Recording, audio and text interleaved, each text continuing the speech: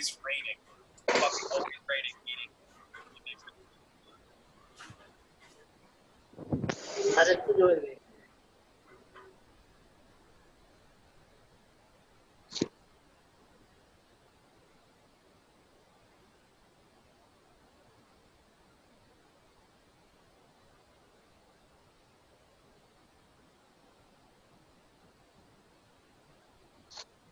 Okay, यहाँ तक लिख लो, आपको दिख रहा हो तो। हमने एक एग्जांपल लिया है 2a plus 3b gives 2c plus d. That means यहाँ पे नंबर ऑफ मोल्स कितने हैं? 5 मोल्स. यहाँ पे नंबर ऑफ मोल्स कितने हैं?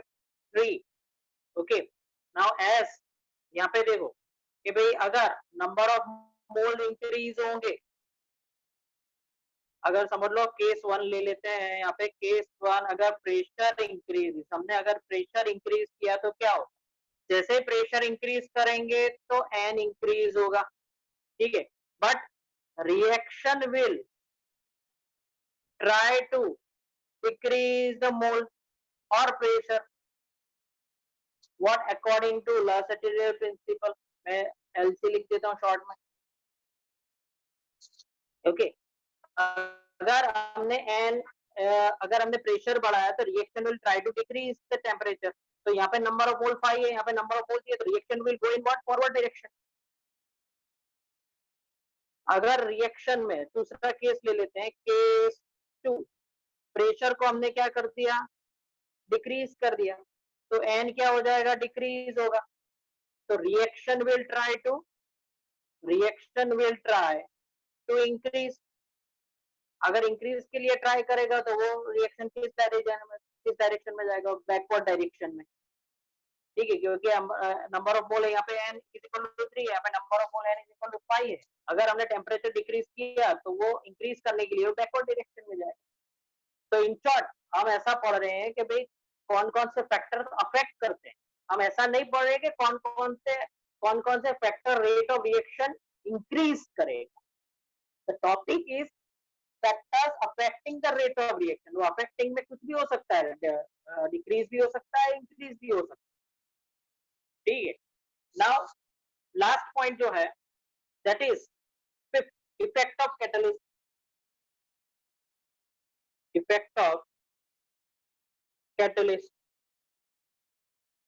So see, what is the main function of the catalyst? Catalyst का मेन जो फंक्शन होता है वो क्या होता है? कौन बोलेगा भाई कैटलिस्ट का मेन फंक्शन? कैटलिस्ट का मेन फंक्शन जो होता है that is to increase the rate of the reaction, ठीक है. that is the main function is to increase the rate of the reaction. and वो काम क्या करता है? it will decrease the activation energy. It will decrease the activation energy. Activation energy का मतलब क्या हुआ? सपोज समझ लो किसी रिएक्शन को A plus B gives C plus D. ये रिएक्शन को मैंने 20 डिग्री सेल्सियस पे ट्राई कर रहा हूँ करने का, वो नहीं हो रहा है.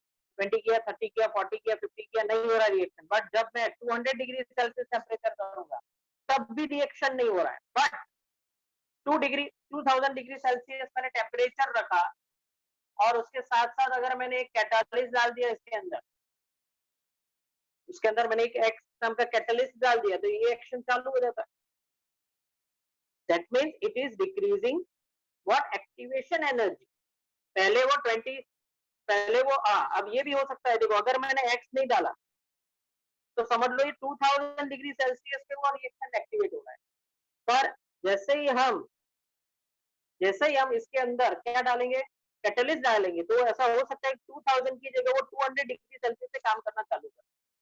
That means it is decreasing what? Activation energy. पहले activation energy 2000 डिग्री सेल्सियस थी, अब सिर्फ 200 डिग्री सेल्सियस थी. प्रेजेंस ऑफ कैटलिस्ट, ठीक है. तो this is the effect of catalyst. तो ये जो टॉपिक हमने पढ़ा that is factors affecting the rate of the reaction. अब चैप्टर के अंदर जाते हैं मेन पार्ट में कि भाई what is rate of the reaction. What is rate of reaction?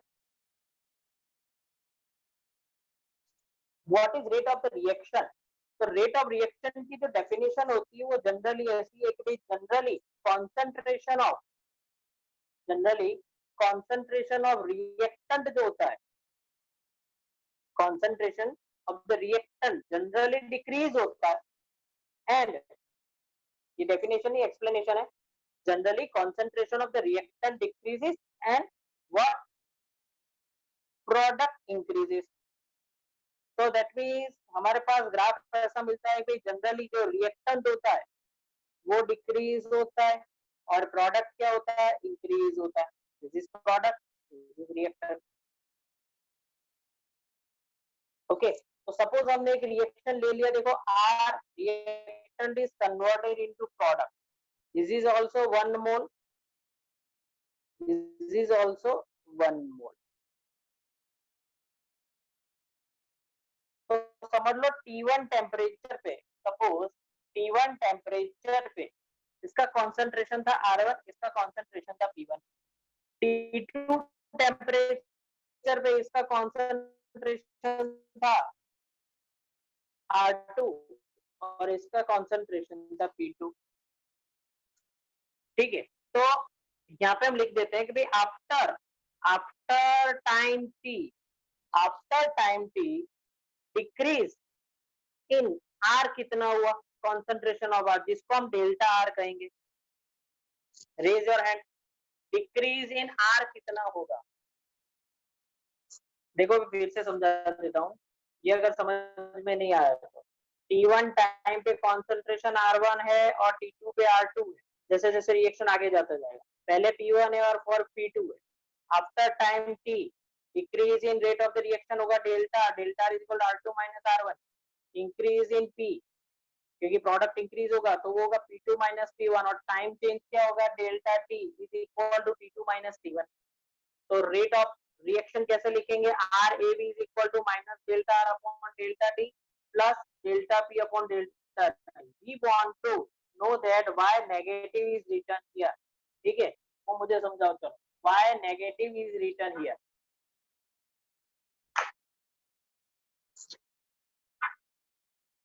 क्या होगा कि अगर आप चेक करो तो रिएक्शन, जो रिएक्टेंट होता है वो क्या होगा, डिक्रीज होगा। तो यहाँ पे इस केस में R2 is less than R1 होगा, तो R2 लेस देन R1 होगा तो ये वैल्यू अगर हम माइनस करेंगे तो क्या आएगा, नेगेटिव आएगा। पर रेट आप जानते हो कि रेट कभी नेगेटिव नहीं होता है, उसको पॉजिटिव ही लेना पड़ता है। तो हमारा डेल्टा आर का माइनस अगर R2 माइनस R1 करेंगे यहाँ पे, अगर यहाँ पे R2 माइनस R1 करेंगे तो हमें नेगेटिव मिलेगा, पर रेट कभी नेगेटिव नहीं होता है।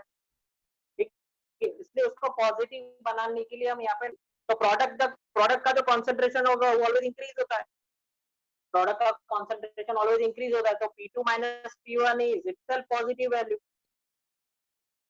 तो कोई प्रॉब्लम नहीं होगा, डेल्टा भी क्या आने वाला है, पॉजिटिव ही आने वाला है। ठीक है, तो यहाँ पे आप ये लिख लेना और यहाँ पे लिख देना भाई negative sign suggest decrease in concentration. Negative sign suggest क्या करता है, decrease in concentration। and what will be the unit of the rate of the reaction,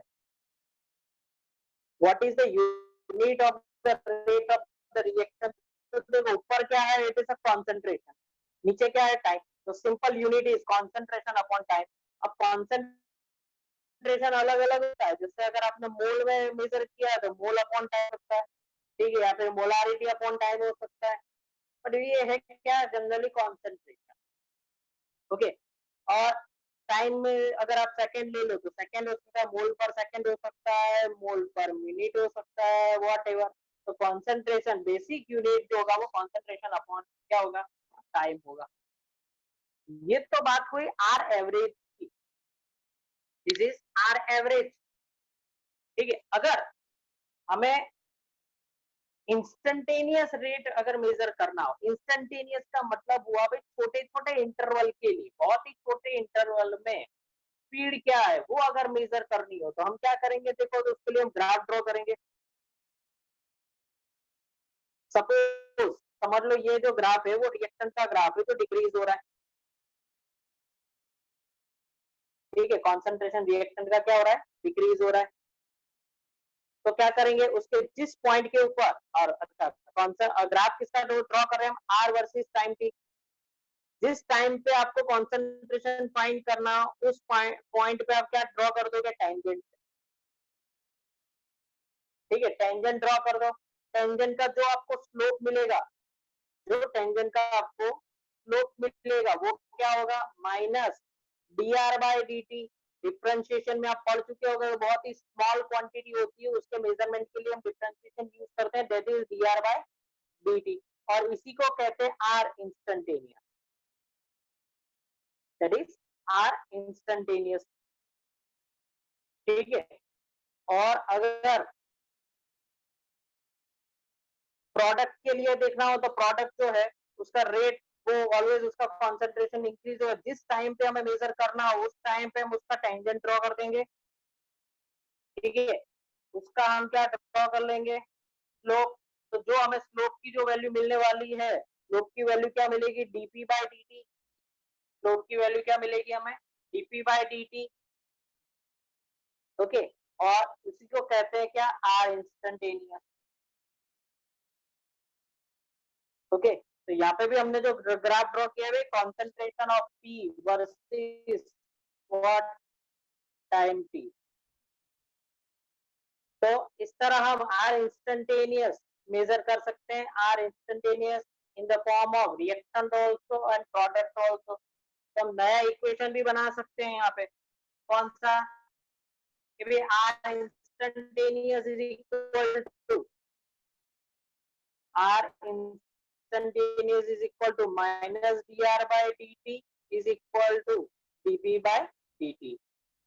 ठीक है, R instantaneous is equal to minus D R by D T and DP by D T. तो यहाँ तक रखते हैं, next time आगे से नया टॉपिक डिस्कस करेंगे, that is called stoichiometric coefficient